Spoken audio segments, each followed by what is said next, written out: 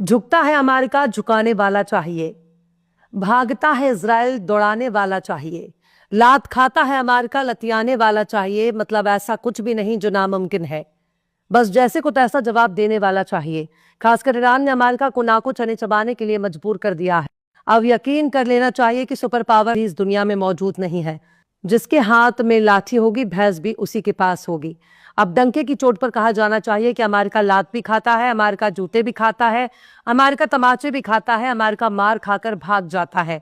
बस ईरान जैसा लकियाने वाला चाहिए, ईरान जैसा ठुकाई करने वाला चाहिए, ईरान जैसा पिटाई करने वाला चाहिए, ईरान जैसा बजाने वाला चाहिए।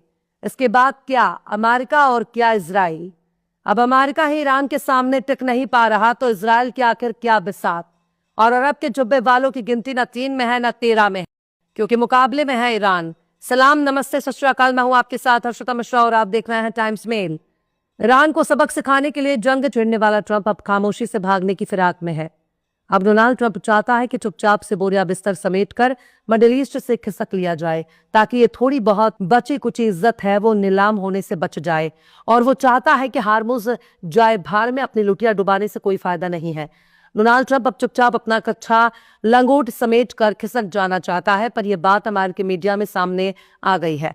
डोनाल्ड ट्रंप ने कह दिया है कि वो ईरान के खिलाफ मिलिट्री ऑपरेशन खत्म करने के लिए तैयार हैं, भले ही हार्मुज बंदी क्यों न हो।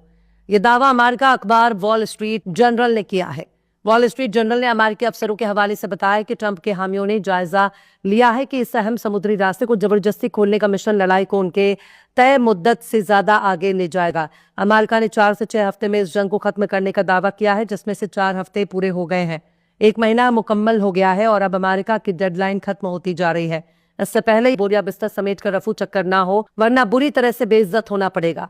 मतलब ट्रंप बाबू गए थे चौबे जी बनने और छब्बे जी बनकर लौटे। ना वो इधर के रहे ना वो उधर के रहे, बल्कि जमाने भर की रुसवाइयां, जमाने भर के गम, जमाने भर की कीचड़ खुद के दामन पर लगाकर लौट रहे हैं।